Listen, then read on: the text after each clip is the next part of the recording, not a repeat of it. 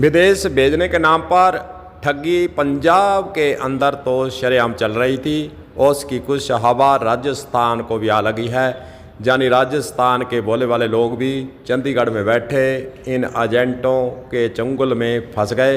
अपनी पूंजी ज़मीन बेचकर और ज़मीन को ठेके पर देकर जो पैसा उन्होंने इकट्ठा किया, अपने रिश्तेदार को विदेश यानी सिंगापुर भेजने के ख्वाब देखने लगे।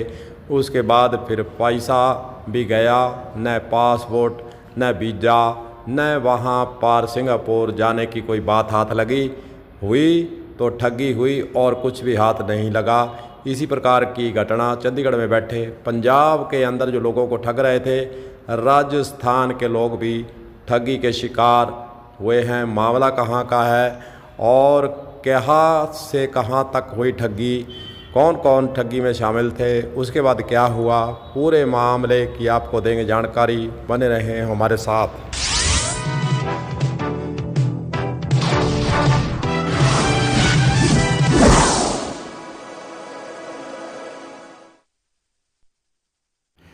हनुमानगढ़ जिले के सदर थाना पुलिस ने सिंगापुर का वीज़ा लगवाने के नाम पर लाखों रुपए की धोखाधड़ी करने वाले आरोपी को गिरफ्तार करने में सफलता पाई है। पीड़ित ने सदर थाने में खुद के साथ ठगी होने का मुकदमा दर्ज करवाया हुआ था, जिसमें तकरीबन आधा दर्जन लोगों पर ठगी का मुकदमा दर्ज किया गया था।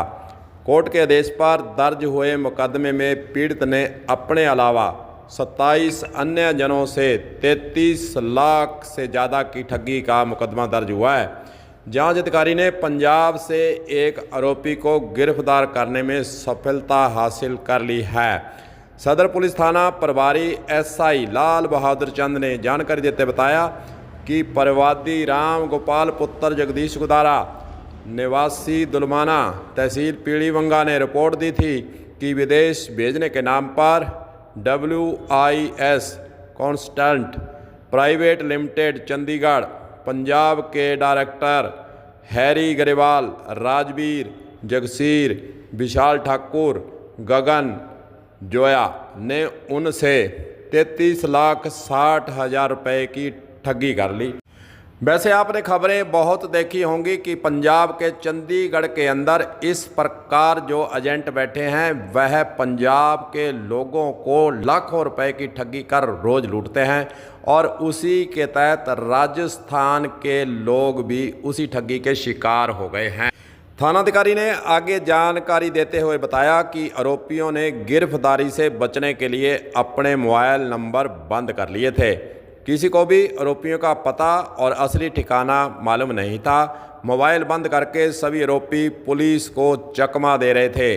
तकनीकी साक्ष्य के आधार पर कार्रवाई करते हुए प्रकरण में बीते वर्ष नवंबर माह से फरार चल रहे आरोपी हैरी गरेवाल को अमृतसर से गिरफ्तार कर लिया गया है।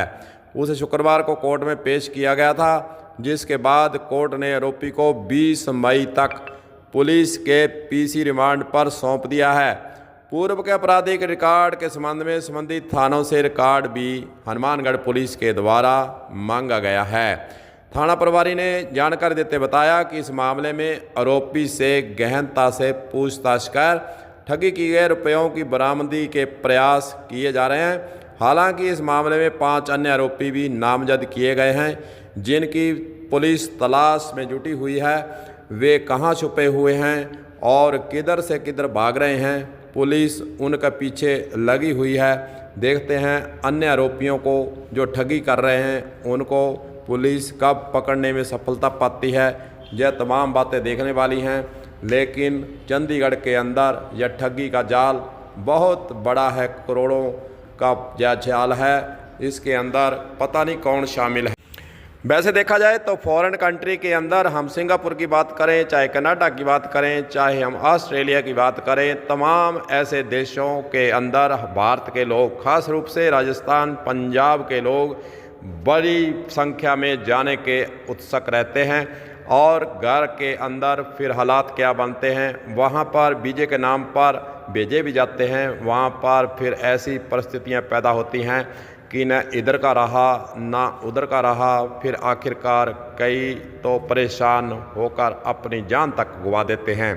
इसलिए इस प्रकार की ठगी से बचने के लिए हमें यहीं पर रोज़गार तलाशने का काम करना चाहिए और फिर ज़मीन बेचकर ठेका पर ज़मीन देकर फिर पीछे से जो अभिभावक हैं, माता पिता हैं, उनकी पूंजी सारी खर्च हो जाती है। फिर पुलिस के चक्कर, कोर्ट के चक्कर, कचहरी के चक्कर पर चक्कर लगाने पर ऐसे गरीब व्यक्ति मजबूर होते हैं और जो ठगी करने वाले हैं उन पर कोई असर नहीं है कि व्यक्ति सामने वाला जो पैसा ला कर दे रहा है वह गरीब है, रोजी रोटी से महरूम हो जाएगा, उनको कोई चिंता नहीं। लेकिन इस प्रकार के मामलों के अंदर जब कोई पकड़ा जाता है तो पुलिस का इन्वेस्टिगेशन सही होना चाहिए और जो ठगी करने वाले हैं उस पर रोक लगाने के लिए न्यायालय के अंदर साक्ष्य पूरे पेश करने चाहिए ताकि उनको न्यायालय के द्वारा सज़ा दिए जाने का प्रावधान पक्का हो सके और उसे सज़ा हो सके ताकि वह गरीबों को लूटने से परहेज करने पर सोचने लगें।